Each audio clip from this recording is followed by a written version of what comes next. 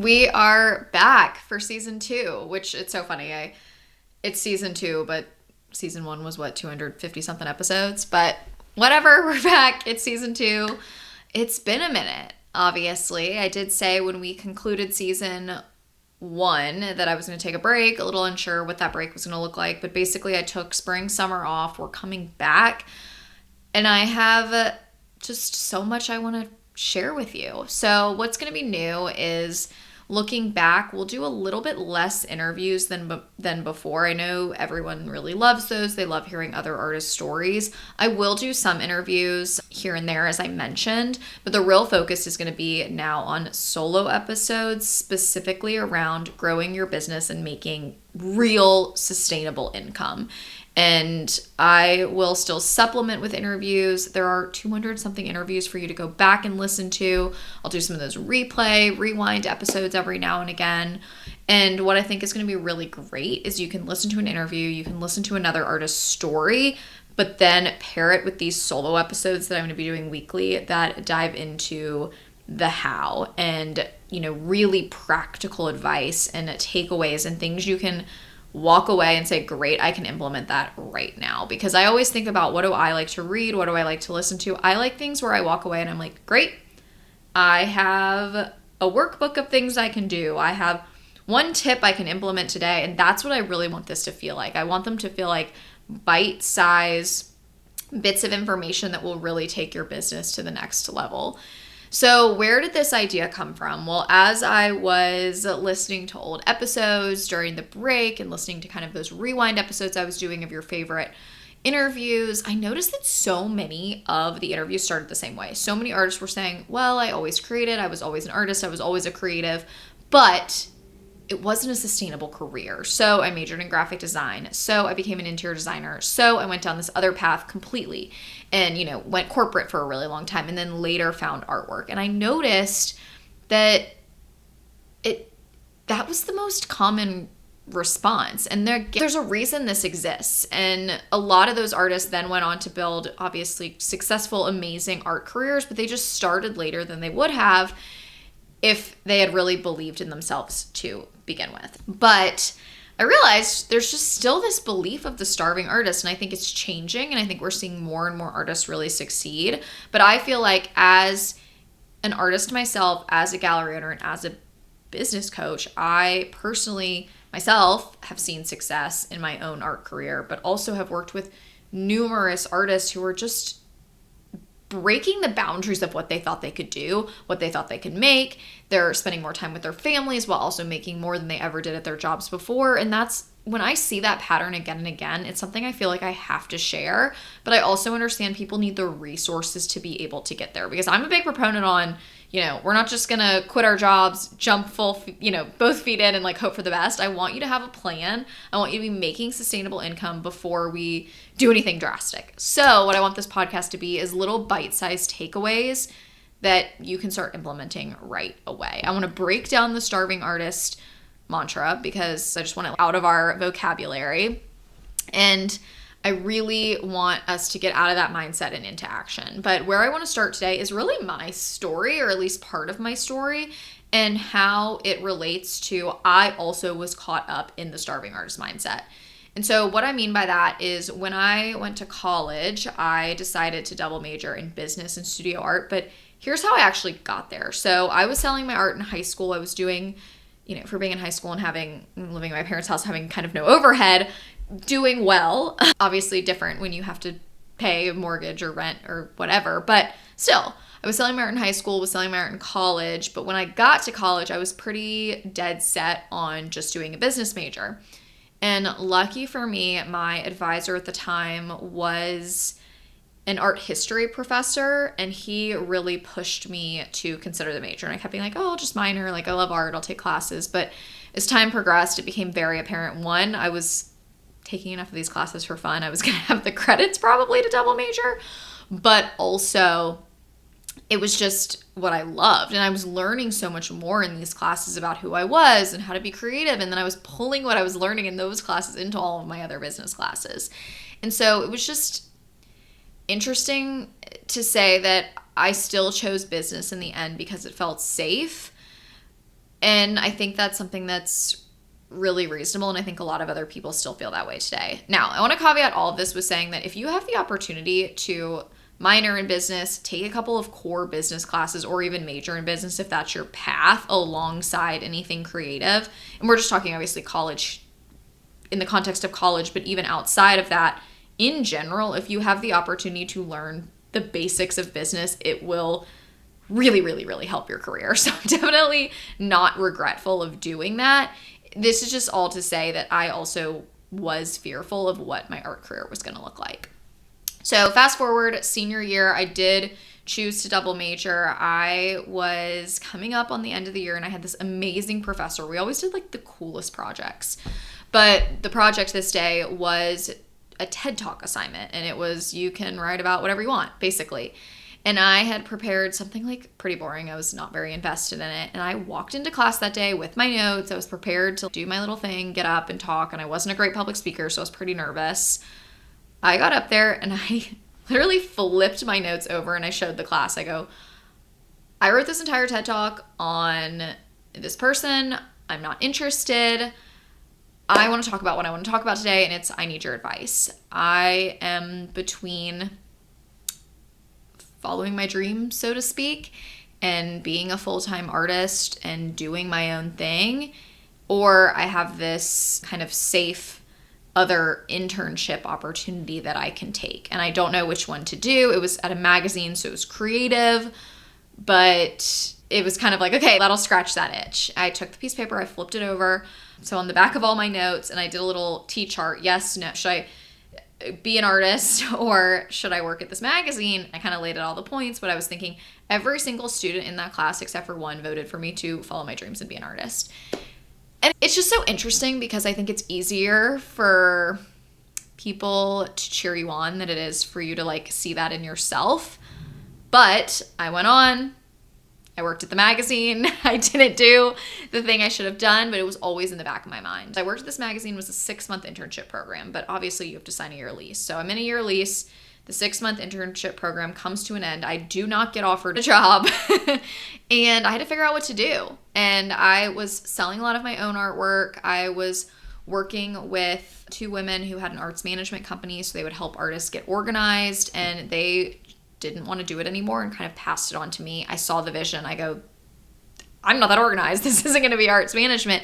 This is going to become an art gallery. So started as an art gallery. We were online. I rebranded. I was working from my small bedroom in a house downtown Charleston that I shared with 3 other girls.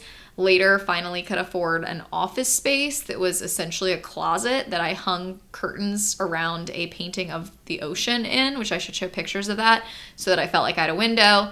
Later moved to a bigger studio and art space, and then later ended up on King Street. Later ended up online because of COVID. Ended up kind of having to figure it out.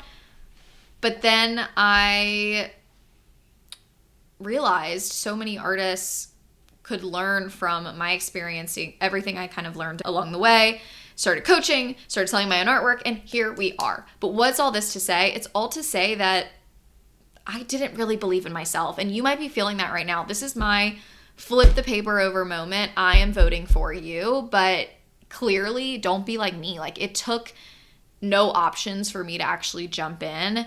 I want you to know that I'm voting for you. I want you to go. I want you to do this thing. I want you to go in, all in. But I want to also give you the resources that you need, because I am so big on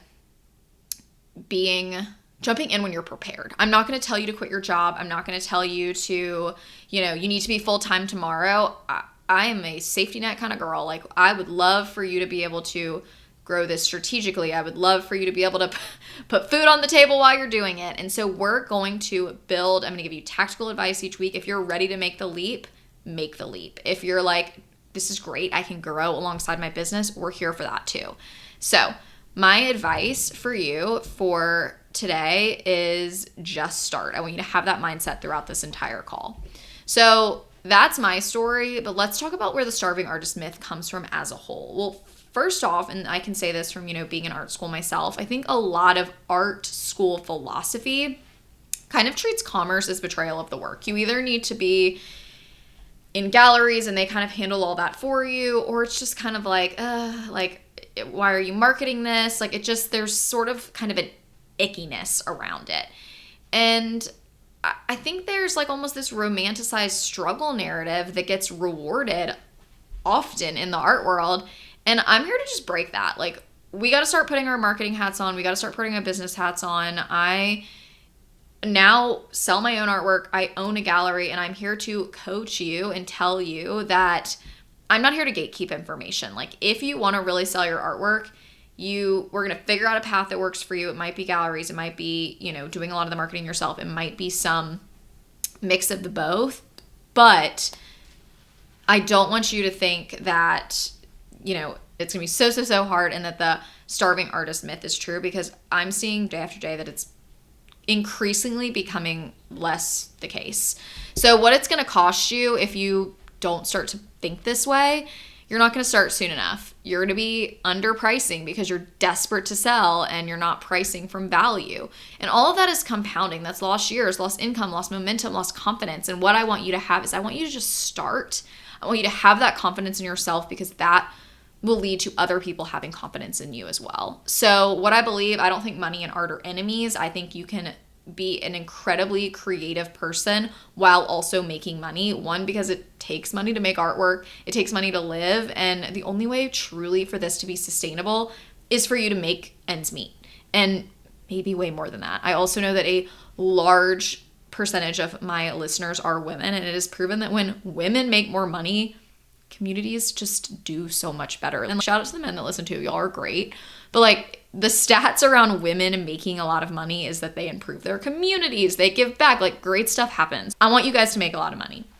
So I'm gonna put that out there. I also believe that a collector will pay well for your work, and it will actually make them respect it more. And I want you guys to be respected artists. I don't want you to be something where you're constantly discounting, constantly feeling like you have to undersell yourself. And then we're going to create systems that protect your creative time. This is not going to become some business machine where all of a sudden you hate what you're doing. I'm so big on creating a version of success that works for you, that is allowing you to make the money you want to make while simultaneously go on a long walk with your dog, or sip coffee on your porch every morning, or be at home with and for your children. So that's really where we're heading. So a preview, we're going to talk pricing. We're going to talk collector psychology as it relates to marketing. We're going to get you set up with systems. We're going to talk about getting to know other artists and how that has helped my career. But here's where we're going together. So I don't want you to think this is a syllabus and it's going to be like day 1, day 2, day 3. Every podcast is like this course. It's not that at all. This is a journey I am still on. I believe that you never really reach the mountaintop. I constantly want to be learning. I constantly want to be growing. I constantly want to be improving. And I'm just taking you along the ride with me. So we're going to do this together. I'm so excited we're back. I'm having so much fun. I will say, like, it was a little nerve-wracking, but getting back on the mic, I feel like I've lost my edge a little bit. I have to get used to kind of talking to myself, essentially, which is what podcasting is, but I'm glad we're back. But what I want you to know is that we're going to leave these calls every week with an action item, because I think that is so vital to success and something I really practice in one-on-one coaching in the club. I want you to have homework. I want you to leave and be like, great, here's something I can actively go do. And today's it is my motto. It is just start. So this is not some 5-step framework. This is not, you know the thing you're putting off. Maybe it's finally posting that talking head video. Maybe it's finally sending that, collector email, gallery email. Maybe it's you've had something on your to-do list like I have where you're like, I just really want to collaborate with this person, but I'm just nervous or I can't get it quite right. Just do it. Just do it today.